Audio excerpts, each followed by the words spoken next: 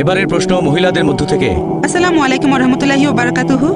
আল্লাহ জানেন মানুষ পাপই করবে যদি তাদের আবার পৃথিবীতে পাঠানো হয় দোজখের আগুনের স্মৃতিটা মুছে দিয়ে। এখন আল্লাহ কেন পৃথিবীর সব মানুষকে দেখালেন না যে তারা পরকালে জীবনে এরকম শাস্তি পাবে? তাহলে মানুষ সবকিছু নিজের চোখে দেখে আল্লাহকে ভয় করত আর সঠিক পথে চলতো। বোন খুব সুন্দর প্রশ্ন করেছেন যে আমরা যদি পরকালের জীবনে দোজখের আগুন সত্যি সত্যি দেখতে পেতাম সবাই তাহলে বিশ্বাস করতো আর কেউ খারাপ কাজ করতো না। কিন্তু আল্লাহ তাদের ফিরিয়ে নিয়ে স্মৃতি মুছে ফেলবেন না, কারণ তাহলে তারা আবার একই ভুল করবে। আল্লাহ তাদের এখানে দেখাচ্ছেন না কেন? খুব সুন্দর প্রশ্ন বোন। আল্লাহ এখানেও কিছু নিদর্শন দেখান। আল্লাহ পবিত্র কোরআনে বলেছেন দোজখের আগুন সম্পর্কে, কিন্তু অনেকে বলে আরে দোজখে কে যাবে, আগুন তো নাও থাকতে পারে। আমরা মনে করি বেহেশত আবার কোথায়, এ ব্যাপার নিয়ে পরে চিন্তা ভাবনা করবো। আরে এটা বিশ্বাস করি না, যদিও আল্লাহ বলেছেন, তবে আমরা সেটা বিশ্বাস করি না। এরপর ট্রেলার, আল্লাহ আপনাকে ট্রেলার দেখাবেন, মানে হাইলাইটস এখানেই।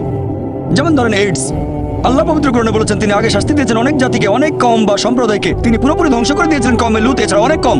এখনকার দিনে আছে এইডস, 80 দশকের শুরু, 80 প্রথম দিকে। এটা একটা শাস্তি, আল্লাহর তরফ থেকে শাস্তি। অ্যাকোয়ার্ড ইমিউন ডেফিসিয়েন্সি সিনড্রোম, এটা একটা শাস্তি। প্রথমে হোমোসেক্সুয়ালদের হলো, তারপর হেটারোসেক্সুয়ালদের হলো, যারা অবৈধ যৌনাচার করেছে। তাহলে দেখতে পাচ্ছি আল্লাহ তার নিদর্শন দেখাবেন, এই সব কিছু নিদর্শন। যেমন ধরেন বসনিয়া, এটা একটা বিপর্যয় বসনিয়ার লোকদের জন্য, দুই দিক থেকেই। কিছু মানুষ অন্যায় করেছে, তারা ছিল মুসলিম, তারা কেমন ছিল? বেশিরভাগই ছিল নিয়ম না মানা মুসলিম, ইসলাম সম্পর্কে জানতো না।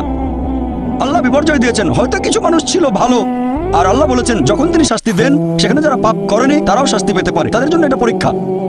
আল্লাহ যখন কাউকে বিপর্যয়ে ফেলেন সেখানে অনেকে হয়তো পাপী নয়, আল্লাহ পবিত্র করে বলেছেন এমনকি তারাও বিপর্যয়ে পড়তে পারে, তবে তাদের জন্য এটা পরীক্ষা। তাদের জন্য পরীক্ষা বোন। এখন পৃথিবীতে কি ঘটছে দেখেন, কি ঘটছে বসনিয়াতে, তারপর অন্যান্য দেশে দেখেন, ইরাকে কি ঘটছে, এসবই হচ্ছে পরীক্ষা। কিন্তু আমরা এখানে কি করছি? আমরা বলি এটা তো বসনিয়াতে ঘটেছে, ভারতে কিছু হয়নি।